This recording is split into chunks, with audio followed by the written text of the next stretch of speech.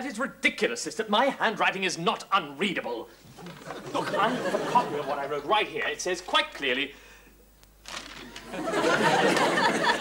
Look, I'll just have to come down and sort this out with you later. Surrounded by imbeciles. Now, perhaps we can get on without any further interruptions. Conclusion. Full stop, underlined, paragraph. Brackets 1 brackets, brackets small a brackets. It is my view, V-I-E-W, that a complete reorganization of the doctors and nursing staff in relation to their duties, D-U-T-I-E-S, has now become a complete necessity. Full stop. Not still playing doctors and nurses, are you, Morris? Stuart-Clark, I will not tolerate any further interruptions. Now, shove off! Good morning, Linda. You look ravished. You mean ravishing? No, not if I get my way. Stuart-Clark, do you mind? Not if she doesn't, no.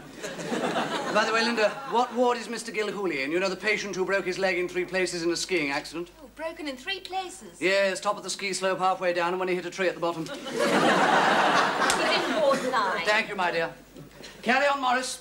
Oh, by the way, Linda, I hope it's safe to leave you alone with Dr. Griffin. Oh, I don't think it's like that. No, but he might bore the pants off you.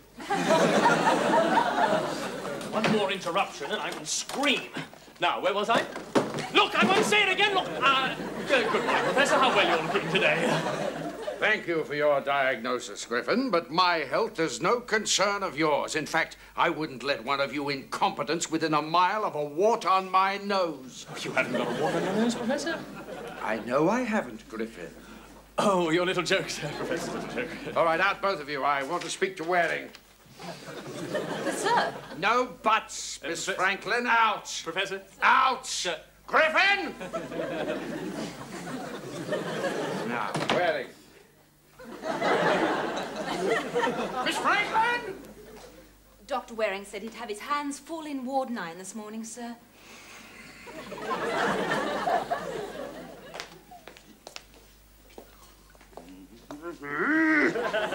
Which of you 2 frustrated females is going to take me out tonight? Or shall I leave while you fight over it?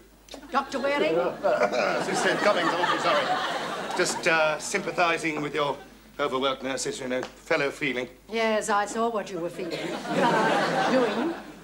Did you want to see Mr. Gilhooly? Who?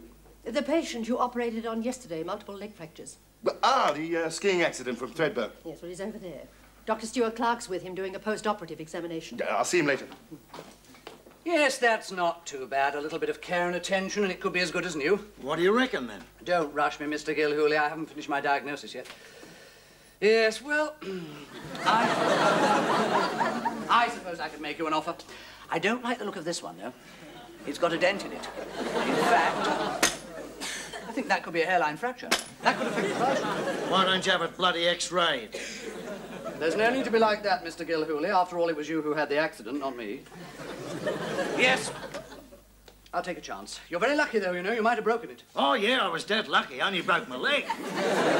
Right. And if you hadn't, I couldn't have made you an offer, could I? I tell you what, you won't be needing the rest of the gear, so throw that in and I'll give you $100 for the lot. Cost 4 times that much. I only skied once. What do you think I am? Awfully clumsy? 200 then. No. 100. After all, I've seen your x-rays. No, I can't afford it. I'm going on a skiing holiday myself. I need every penny. Oh, all right. I'll give you $120. All right, then. But do be careful. I mean, if you're going to break anything, let's hope it's something trivial, like your neck. Oh!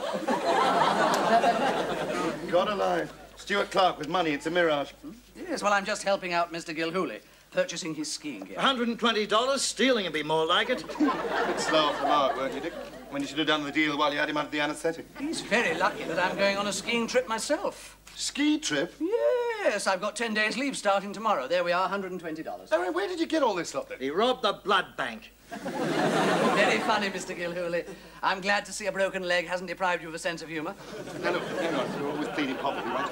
I mean, yesterday you borrowed $20 off me for a dire emergency, you called it. Yes, well, it was in a way. Red alert in the 2:30. It came in at 33 to 1. I've had a winning streak all afternoon. Oh, knockout. Well, I mean, how much do we win? I won $3,200. $3,200? What do I get? Your money back, $20. Well, I must dash. I've got some practicing to do. I thought he was a doctor. Yeah, kind of strange mixture. part-time anaesthetist and full-time con man.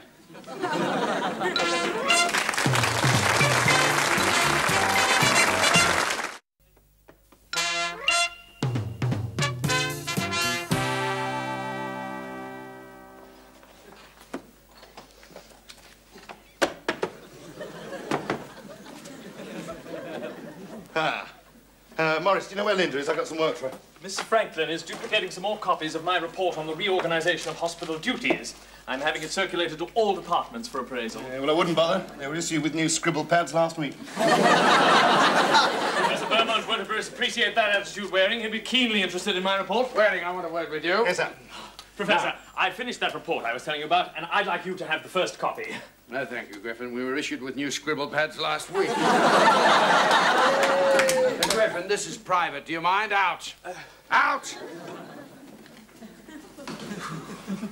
Waring, I've just had a letter from your Professor Loftus in England. Oh, great. How is he, sir? He didn't say. It's in regard to £2,000 worth of gambling debts. Poor old Loftus. What does he want me to do, sir? Have a whip round? Not his debts, Waring. Your debts. My debts? No, sir. Your debts. Yes, sir. But I just don't understand, sir. And I shall spell it out for you, Waring. The debts are in your name. There is undeniable proof. Oh, ridiculous, sir. Yes, now don't come that air of nonchalance with me. It's a nice try, Waring, but it won't wash. Well, I just don't know what you're talking about, then. Ah, you don't, eh? Right. By the end of April this year, your gambling liabilities amounted to £2,000 owed to a bookmaker in England and still unpaid. Yes, sir, but by the beginning of April, sir, I was here. I don't want piffling excuses, Waring. I want an explanation. Well, somebody's used my name, sir. Ah, yes. Who? Hello, chaps. Is the coffee on? Good. Just leave it with me, sir. I'll sort it out and see you later. All right, see that you do, and quick smart. You know what I think about gambling? Oh, by the way, sir, that reminds me, I forgot to put your bet on yesterday. There's your stake money back.